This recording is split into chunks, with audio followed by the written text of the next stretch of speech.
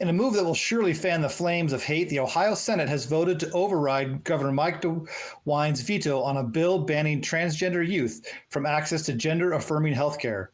The legislation, now set to become law, imposes severe limitations on transition-related medical care for transgender youth and curtails their participation in school sports teams. This decision has ignited a nationwide debate on the balance between personal freedoms and legislative interventions. Critics argue that these measures infringe upon the rights and well-being of transgendered individuals, while supporters contend they protect the integrity of women's sports and uphold parental rights. Ohio, now the 22nd state with such restrictions, takes the stage in the national attacks on transgender rights. The impact of this legislation extends far beyond state borders. The decision invites legal challenges and fuels a broader societal dialogue on inclusivity and protections for trans people. The road ahead is marked by uncertainty, with advocates, opponents, and the broader public poised to shape the narrative of trans rights in the United States. This story is from NBC News, published on January 24th, 2024. Infidel. Once again, we see a group of people being targeted because they're perceived as an easy target, as someone who they can isolate, denigrate, and literally dehumanize. There's no less than dehumanization, and that's their goal. It's not just children. Children's just the start. That's just part of it. They have a much bigger agenda than this. And as you mentioned, Aaron, 22 states have already done this. It's become quite the bandwagon thing to do.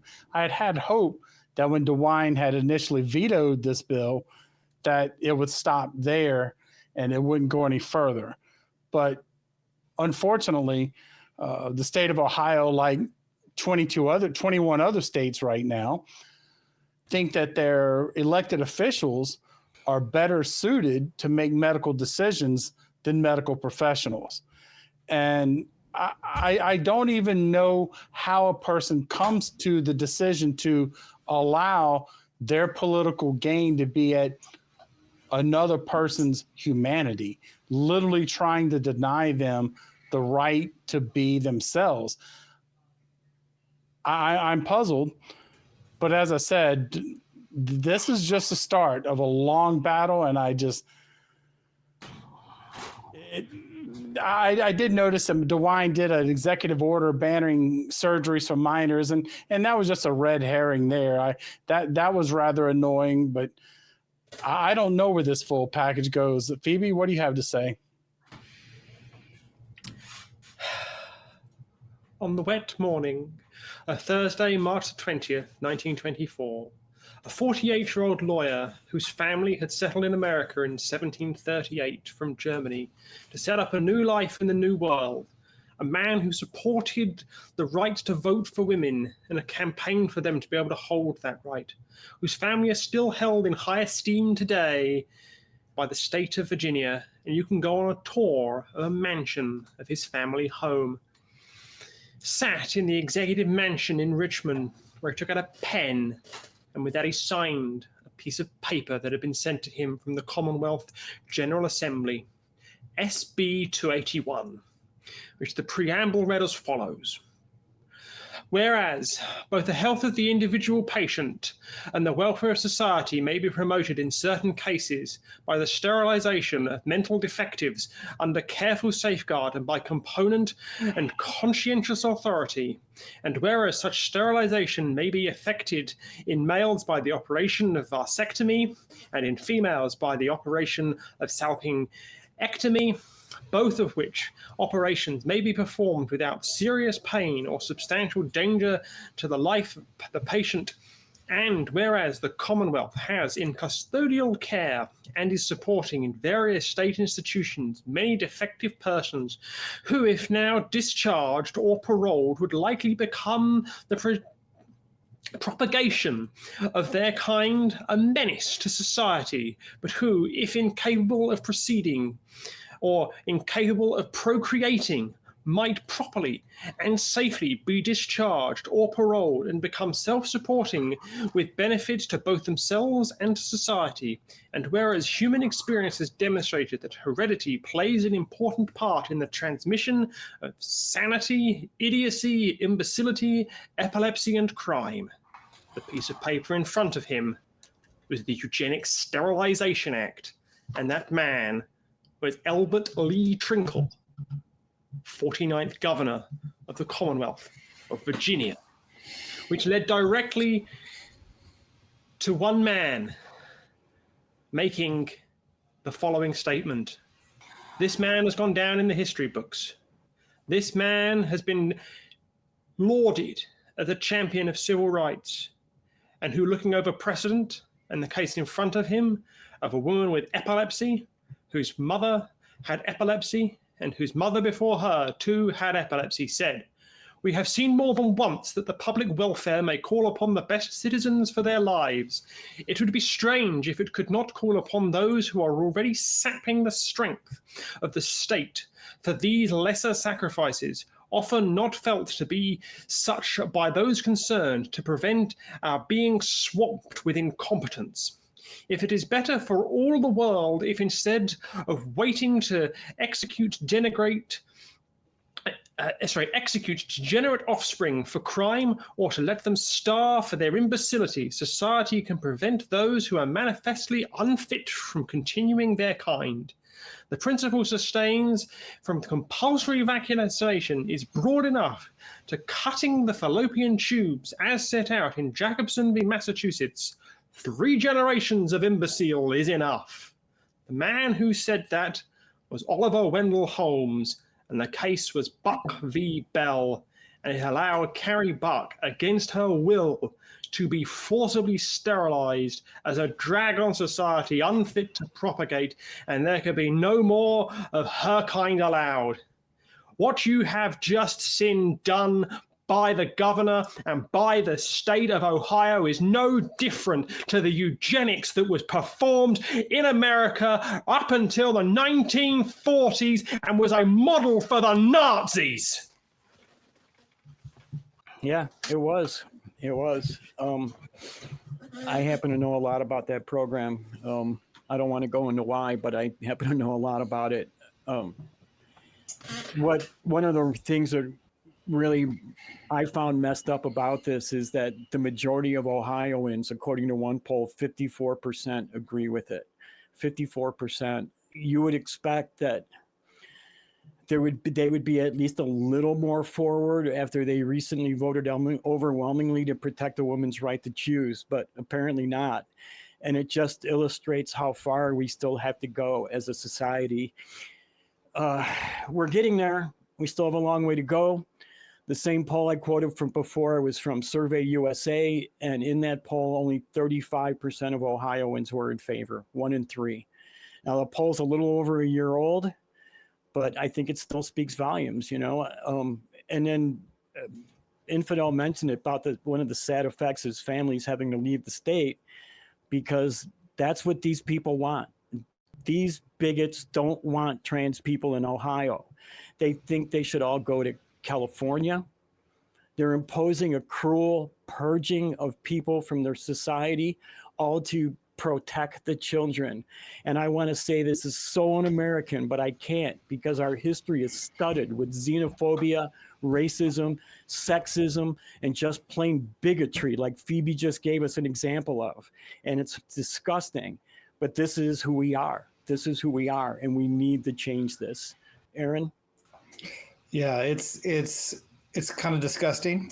I agree. This is a terrible, terrible law. At best, it just takes away people's bodily autonomy, and at worst, it completely disregards someone's own identity and who they want to be and their lives. I understand the. If I was to steel man somebody's argument on the other side, I understand you want to protect children. I understand. They don't want to protect children, because if they really wanted to protect children, they would go and meet the children that they are sentencing to death. Yes. I agree. And that's what I'm trying to get to, is they think that they're trying to protect children, but they're really not, because this is real. And I know maybe your view on life, their view on life, their religion, or whatever is teaching them that this is quote unquote wrong. It's not. This is part of the human experience. This is part of other people's experiences. And I wish people would go out and, like I said, meet these people that meet transgender people and understand that this is who they are. And by denying them healthcare, you're denying them who they are and who they want to be and the life that they want to live. And that's a terrible, terrible, terrible thing to do to somebody. Infidel? I've had discussions with people and recently, including my mother-in-law, and I've told them that even if it's all in someone's head, what difference does it make to you to ignore that and tell them what they can and can't do? Now, I don't subscribe to that, and that's quite obvious to anyone who's trying to pay attention. But when it comes down to children, they're literally putting children at risk. They're not saving children. They're not protecting children. They're putting trans children at risk of suicide and self-harm in general. It's a very real thing. And these people think, as Kelley pointed out, that it's somewhere in California or somewhere else or need to be somewhere else. And always the them, always not us, the others. And with that mentality, it's not an overstatement to say children will die because of this bill. That's not hyperbole. That's not rhetoric. And I'll say it again, children will die over this bill. And that should absolutely, I don't know if it should enrage you or make you want to cry at the same time, but that is just absolutely unacceptable. Phoebe. The thing to remember here is that none of this is based in science. None of this is based in humanity. No. None of this is based in compassion. And none of this is based in treating others as human beings. America has, throughout its history, treated those that it has been able to take a large shit on as the shit that it's throwing at them. The Constitution starts all free people and 3/5 of all other people. Slaves were 2/5 less than free people. Belle had medical treatment forced upon her against her will. And Ohio has decided to join the bandwagon of bigotry, idiocy, lack of compassion, self-absorption, and 21st century Jim Crow. They don't just want people like me to get extra health care. They want people like me to not exist. They don't want people like me to live a life away from them. They want, through the administrative state, through the legislative state, and through whatever means they can, to hold a gun to my head and squeeze the trigger so that people like me cease existing, because for some reason they have decided that people like me do not have a right to life, do not have the right to the pursuit of happiness, and do not have the same rights as the other 3 people on this panel do. When did I become a subhuman? My history as a Jewish person has experienced that rhetoric before, and I thought it was in the past. I didn't think in 21st century America I would be considered subhuman once again. And anybody who supports this, anybody who votes for this, signs this into law, or in any way upholds this in the courts, may as well be taking out a piece of paper in the same way that Joseph Stalin did and signing a death warrant. Yeah, and I think we all know what this is about too. It's simply to score political points with a right-wing base. That's all it's about. They're building up a threat that's not there. They're, like we said before, they're just creating this fear. Vote for me so I can keep your kids safe from the boogeymen, even if they never ever are in danger of the boogeymen. Just stay afraid, stay in the house, watch TV, play video games, stay afraid and busy with cheap entertainment, and you won't realize how much we're screwing you over. And it's really, really sad. It's really horrible, abhorrent, and unfortunate that these poor kids have to be the boogeymen. But they're easy. They're a small community. Most of them can't even vote. So they're easy pickings for bullies. And that's what we have here right now. And we've been steadily voting bullies into office more and more and more over the last 2 decades. A bunch of bullies. And they want to keep their power. And they're willing to destroy as many small, defenseless groups of people just so that they can have their freedom. Aaron? Yeah, I know this is, especially for parents of transgender youth, I know it can be really difficult to accept the reality of a trans person's life. And I know it can be really difficult to accept that their life is going to be different than the one you had imagined.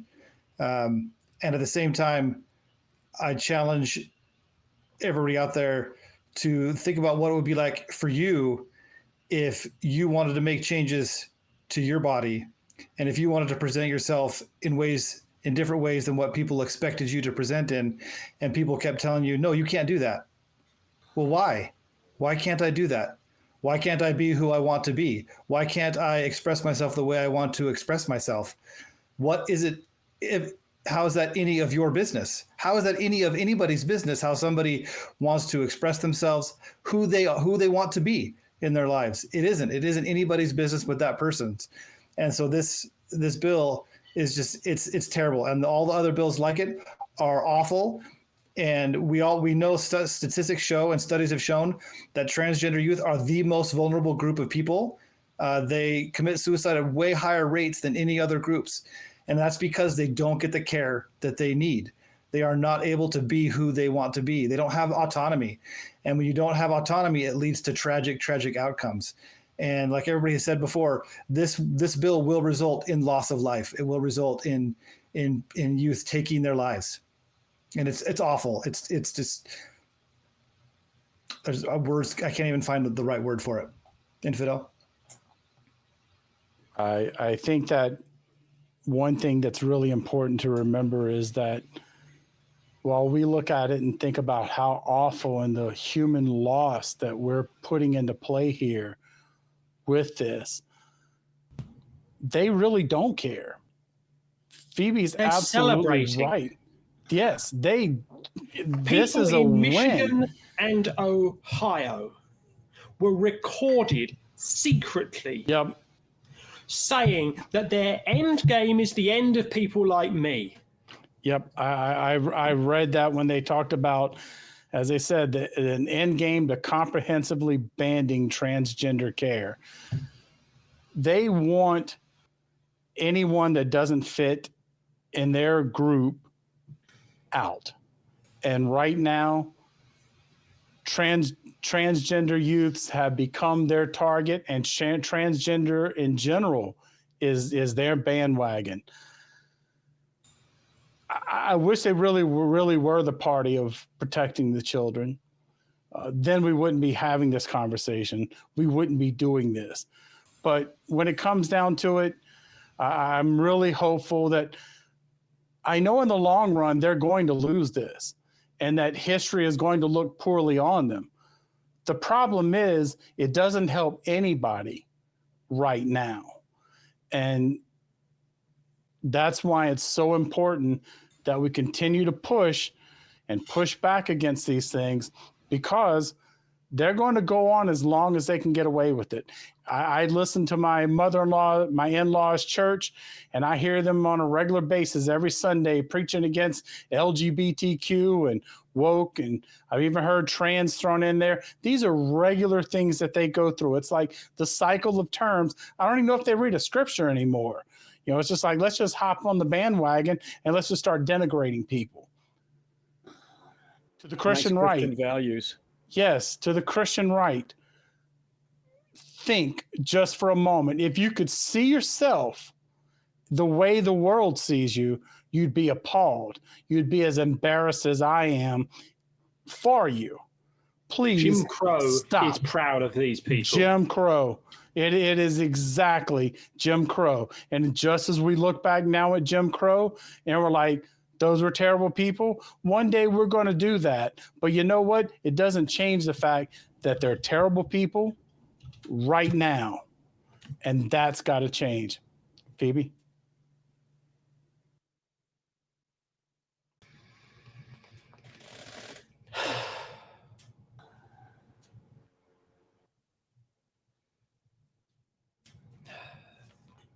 Nothing more I can say on that. I don't think I've ever gotten so pissed off in an article in 2.5 years of doing nonprofits. Seriously, I'm like fuming right now. I had a hard time getting through this segment. I'm so pissed off. That makes 3 of us, probably 4. 4. Yeah. There's nothing good to say. People have to stop using other people as political pawns for their games. It's that simple. Yeah. Especially vulnerable people like this for their political games. It's bullshit.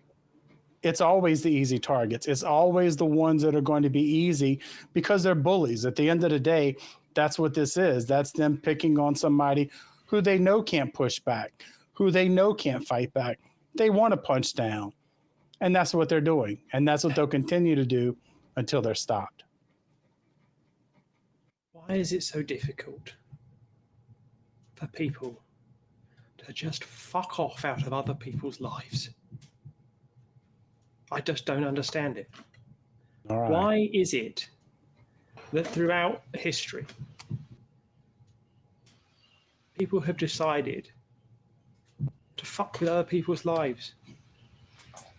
Polls will fall into dust, ballots will be forgotten, but the human cost is real.